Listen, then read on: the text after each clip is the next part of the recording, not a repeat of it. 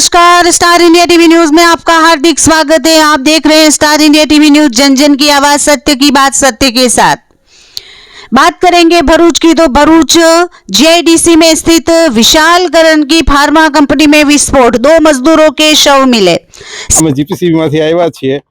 આ ઇન્સિડન્ટ બનાવ બન્યો અને અમે તાત્કાલિક ધોરણે અમે આવ્યા છે બસ ને આજે અમે જોયું છે એના રિપોર્ટ અમારે વડી કચેરી ગાંધીનગર મોકલાવીશું સાહેબને ઓથોરિટી થ્રુ અને જે કંઈ એક્શન આવશે કંપની ઉપર। कायका जीआईडीसी में स्थित विशाल करण की फार्मा कंपनी में विस्फोट के साथ आग की घटना हुई थी। विस्फोट होने से पूरा प्लांट मलबे में बदल गया था। इस विस्फोट के कारण सड़क पर एक कंपनी के पास पार्क टैंकर भी जल गया।